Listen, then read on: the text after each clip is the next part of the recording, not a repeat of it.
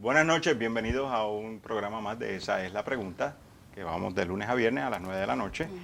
Como todas las noches nos acompañan Manuel Ernesto Rivera de Noticel. Buenas noches al público televidente, buenas noches Betsy, buenas noches a nuestra invitada y gracias por estar en sintonía de Esa es la Pregunta. Betsy Rivera, periodista y relacionista profesional. Buenas noches. Buenas noches, Carlos, y buenas noches a todos los que nos están viendo. Bueno, esta semana hemos escuchado mucho del tema del plan decenal, del proyecto de la Cámara 1033, que propone hacer unos cambios al Departamento de Educación, al sistema educativo del país. Y hay mucha duda. Ya se aprobó la medida en Cámara y se está viendo ahora en el Senado. Para abundar sobre este tema, tenemos a doctora María Santiago, de la presidenta de la Asociación Educativa Privada. Buenas noches, doctora. Muy buenas noches a todos y muchas gracias por invitarme en carácter representativo de la Asociación de Educación Privada de nuestro país. Para nosotros siempre es un honor participar en todas estas iniciativas que bien tengan que ver con adelantar la educación de nuestro pueblo, ¿verdad? Muchas gracias.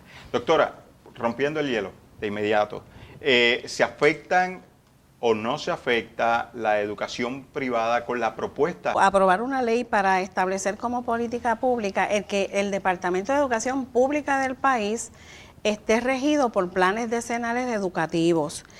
No tenemos diseñado en nuestra mano un plan decenal que tenga unas metas, unos objetivos, unos propósitos y unos indicadores de logro en este momento. Así que lo que hemos visto es el marco teórico y la exposición de motivos hacia los fines de crear pues el andamiaje, la organización, la estructura administrativa que va a escribir el plan, a aprobar el plan y a poner en función ese plan. Ahora, es bien importante que sepamos que dentro del debate público que se ha desarrollado, nosotros hemos visto que hay una dimensión que habla de plan, pero se va un poco por la tangente y no habla de lo que es el proyecto de ley. En ese proyecto de ley ha habido la participación de múltiples sectores, públicos, privados, entidades, diferentes instituciones, con el interés de buscar alternativas que fomenten algunas estrategias para mejorar el sistema público de enseñanza de nuestro país, dado que realmente pues, se ha descubierto que necesita unos cambios en pro del crecimiento socioeconómico de nuestro país y en pro de una sociedad que sea una sociedad mejor. Doctora, pero para estar más claro, ¿qué es un plan decenal y qué modelos podemos comparar? Si en algún estado ya está establecido, en alguna otra jurisdicción, ¿qué modelos? Sí. ¿Qué es un plan decenal? Bueno, un plan decenal es una estructura escrita que va a contener unas estrategias de trabajo, unos focos temáticos, unos estándares, y enmarcados en esos estándares se va a desglosar unas actividades, unas estrategias de trabajo pedagógicas, y se va a ver en la marcha cómo ese plan debe ir trabajando para hacer un sistema de rendimiento de cuentas, para ver los logros que tiene, dónde ha sido efectivo el plan y cómo nosotros podemos enmendar aquellos errores que se han cometido en ese plan. Ahora mismo, como te digo, no existe. En el marco teórico de ese proyecto de ley existen unos ejemplos que dan los que escribieron y mencionan Ecuador, Colombia, Santo Domingo como modelos de planes decenales que ellos han seleccionado para tener un marco de referencia para el nuestro, para el del sistema público. Pero lo que sí a mí me llama la atención es que en este momento no hay un resultado, porque no han completado el tiempo esos países para que sus planes decenales terminen y se vea si fueron efectivos o no se fueron efectivos. ¿Cómo es que se afectan las escuelas privadas? Porque las escuelas privadas siempre han ido por un camino distinto al que rige a las escuelas públicas y tanto es así que incluso los estudiantes se gradúan en grados distintos a los grados en que se gradúan en las escuelas públicas.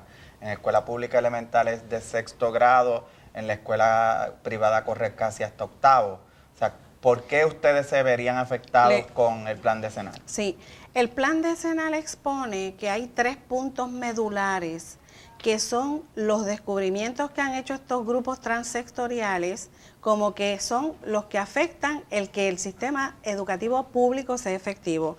La política, la politización, la centralización del sistema y la burocratización del sistema.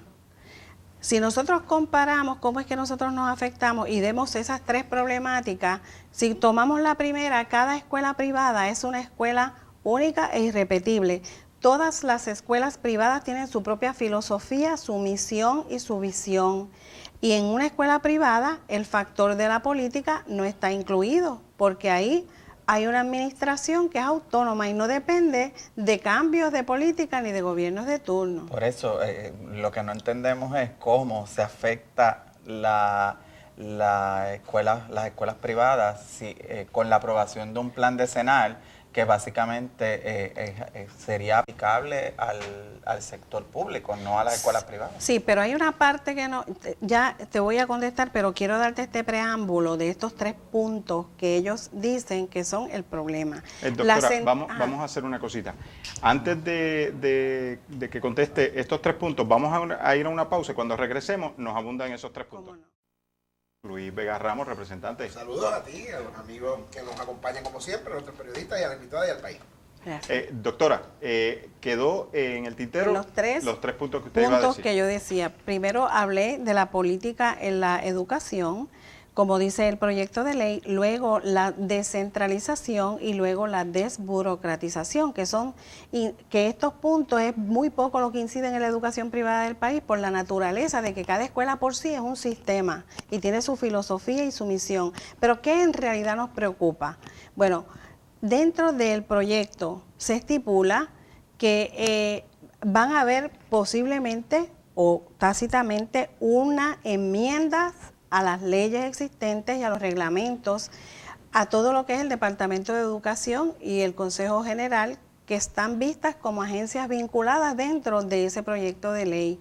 Nuestros colegios privados están reglamentados por el Consejo de Educación de Puerto Rico. Y al haber una enmienda a reglamentos y leyes, a nosotros nos preocupa que se vayan a ver alterados nuestros currículos, a que haya un plan que vaya a dictar cómo la escuela privada tiene que llevar a cabo sus lecciones o su tipo de trabajo junto con los estudiantes para lograr su objetivo. Quiere decir que en este sentido sí que nosotros tenemos, ¿verdad?, que estar bien pendientes que cualquier cambio no vaya a incidir en tocar aquellas cosas que ya por todos los gobiernos nosotros hemos logrado a través de todos los años. La asociación ha logrado que nuestras escuelas privadas estén reconocidas y que se les reconozca la pluralidad y el sistema democrático de enseñar para aquellos padres que son 260,000 estudiantes,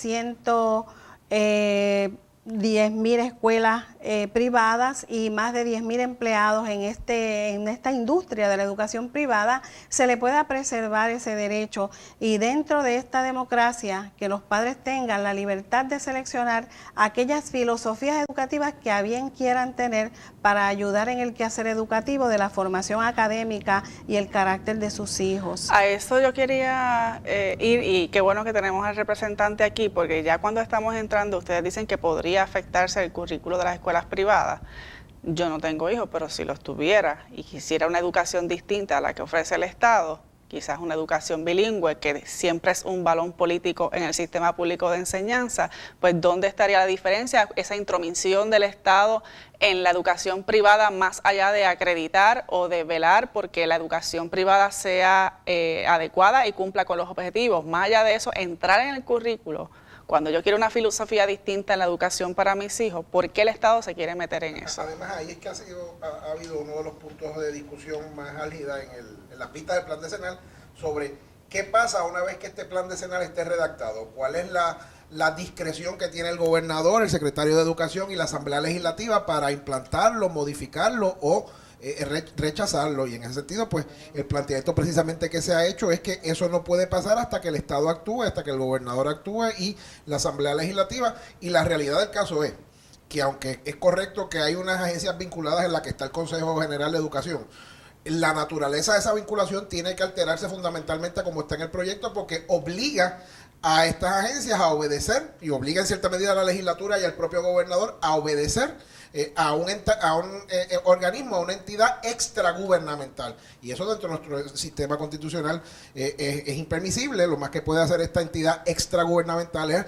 es convocar, discutir, recomendar y fiscalizar que se estén cumpliendo con los acuerdos que se lleguen, pero cada cosa en su lugar. Particularmente cuando tú hablas con la regulación de unas entidades privadas, que hay unos derechos de propiedad, que hay unos derechos de libertad de cátedra o de culto, porque algunas de estas entidades privadas son, ¿verdad?, de carácter religioso también, que ciertamente el Estado no puede incidir, y por eso es que cuando hablamos del plan decenal hay que tener mucho cuidado de qué es el plan decenal propuesto y cómo es que el Estado y qué autoridad remanente va a tener el Estado a través del Ejecutivo y del Legislativo para implantar lo que se pueda, para legislar lo que haya que legislar y para modificar aquello que afecte a derechos de terceros. Luis, tú dijiste algo muy interesante, y es el hecho de que ciertamente hay unos colegios que tienen son cristianos, católicos, y ha sido siempre, como dice Betsy, un balón político el hecho de no solamente el idioma, sino si se debe de dar 5 minutos de meditación, oración o lo que sea, que vulnerabilizaría el derecho que tiene un colegio católico, cristiano, etcétera. Estaría el gobierno entrometiéndose. No necesariamente, porque a las escuelas privadas que tienen base religiosa se les excluyó de cumplir con la ley que prohíbe el discrimen en el empleo por orientación sexual. O sea que ustedes podrían ir pidiendo ese mismo derecho de preservar lo que es, ¿verdad?, la enseñanza a base del dogma que cada escuela tenga. ¿Qué pasa cuando el que decide eso es el gobierno, que ciertamente está sujeto a las presiones legítimas que pueden hacer los grupos ciudadanos, o cuando lo que lo decidiría sería un organismo fuera del gobierno que ciertamente no está sometido a las presiones de la opinión pública legítimas, ¿verdad? Los grupos tienen derecho a impulsar sus ideas y sus proyectos, y esa es una de las preocupaciones que yo tengo sobre el proyecto como está presentado, que tú no puedes darle funciones de ejecutar, que son de la rama ejecutiva, o de aprobar o adoptar, que son de la rama legislativa, a una entidad que no está sometida precisamente al propio proceso político que mandata la Constitución. Doctora, esto permitiría que la medida no está clara. ¿Permitiría esto que se entrara a las escuelas privadas la misma situación política que tiene el Departamento de Educación hoy día? Lo que pasa es que yo considero que eso sería retroceder nuestro sistema político, educativo democrático que se ha logrado por años.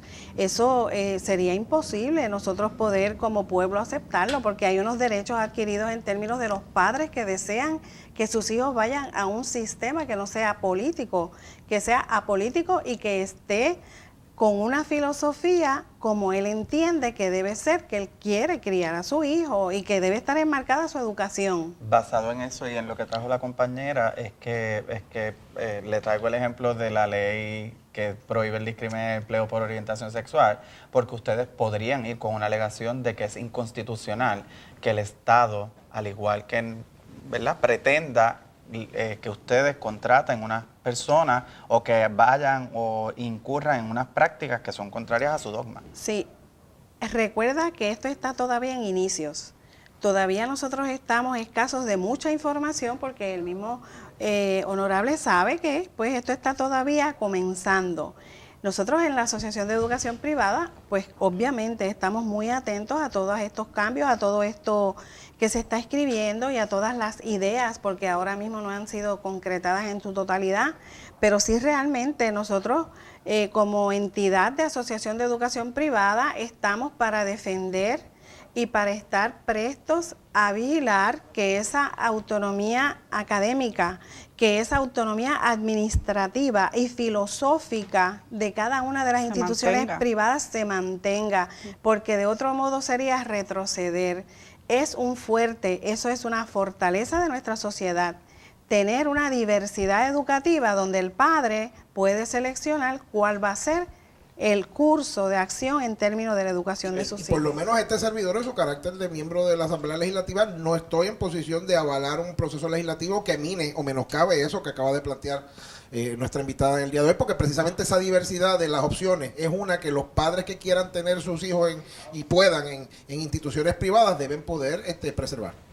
Doctora, antes de finalizar, quisiera preguntarle, la medida fue aprobada ya en la Cámara de Representantes, en la Cámara de Representantes, está para verse ahora en el Senado. Le pregunto, ¿fueron invitados ustedes a las vistas de la Cámara? Bueno, yo por lo menos como presidenta de la asociación, de la Junta de Directores de la Asociación de Educación Privada, que soy la persona que representa el sector privado, no, en ese momento no he comparecido a vistas públicas. Sí tengo una invitación. Déjame aclarar que en lo que tiene que ver con la Comisión de Educación en la Cámara, estamos en un proceso de vista pública que ya lleva, yo sé que ha sido largo y a lo mejor pues ya lleva un mes y creo que va a durar por lo menos 3 o 4 semanas más porque ha habido mucho interés y mucha necesidad de que se contesten interrogantes sobre este proyecto. Sí, pero quiero clarificar que sí estamos invitados para el próximo jueves 26 de septiembre a comparecer a vista, que ya es... Lo importante es que, ¿verdad?, se discuta el planteamiento de las escuelas privadas, porque ahora aquí, habiendo un legislador, ¿verdad?, presente, ya hay una perspectiva en cuanto a lo que sería violatorio de la Constitución, ¿verdad?, de los derechos de los padres y de las entidades privadas a tener su propia, ¿verdad?, gobernanza, como quien dice, o su filosofía de educación. Pero uno no se puede dejar tampoco llevar mucho de que eso no, alguien le diga que no se va a aprobar, porque en el proceso legislativo y el representante que lleva mucho tiempo en esto sabe que cosas pasan. Yo realmente, sí, como educadora, ¿verdad? Y como contribuyente, es una de las cosas que nos preocupa, la prontitud en que se toman unas decisiones, el poco estudio profundo que a veces que se le hace a un planteamiento de país, una visión de país, tiene que, ¿verdad?, ir un poco más con calma y saber, ¿verdad?, cuáles son las repercusiones y cuáles son los problemas que esto puede traer, porque, senador honorable, es como yo digo, o puede ser un proyecto hermoso o utilizo este vocabulario, un natimuerto.